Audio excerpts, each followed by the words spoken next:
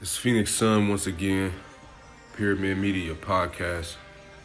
Thank you again for joining me. It's 11:11 right now as I speak, and I'm just gonna get started real fast. I want to say shouts out to Sadhguru.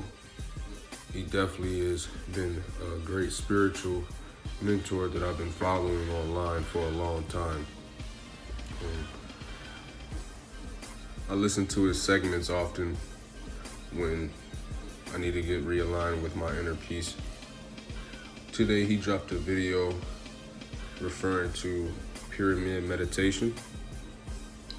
And this is probably one of the only solid times that I truly disagree with what he had to say.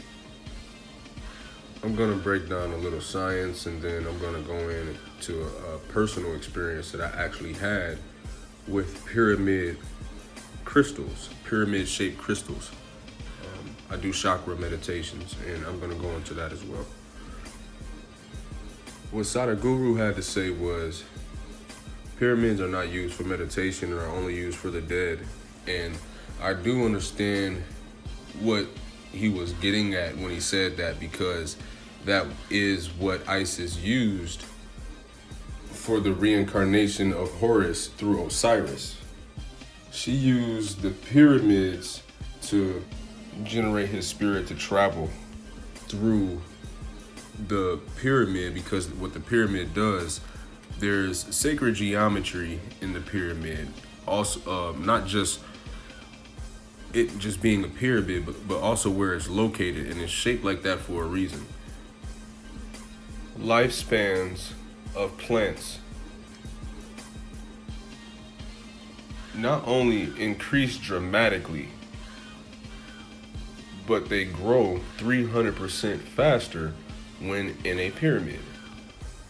And also, using water that has been in a pyramid, if you use that water to water a plant outside of the pyramid, the plant will not only grow faster, but it is also more fertile. So it's safe to say that pyramids conduct life force energy.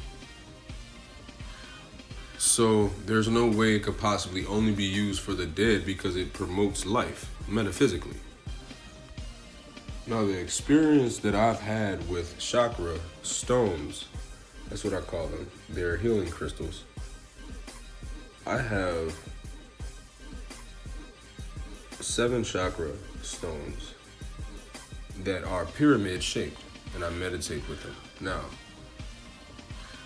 I'm gonna just tell y'all this.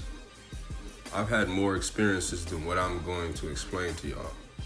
But my very first 2 times, at first I thought the first time was enough to confirm, what they do. But the fact that it happened the second time that I used them to meditate, I realized, okay, there is something very sacred about these things. And I knew that, which is why I got them. But I had outer body experiences my very first 2 times ever meditating with them. And I was in my room, literally, conscious spirit walking around my room while I was still laying in my bed. One time the light was off, and the light was off in the outer body experience as I was walking around. And the other time the light was on, and the light was on in the outer body experience when I was walking around. And I was as aware as we are when we are in absolute control of our dreams. And as I was walking around the room, my body was still laying on the bed with the stones placed where I had them.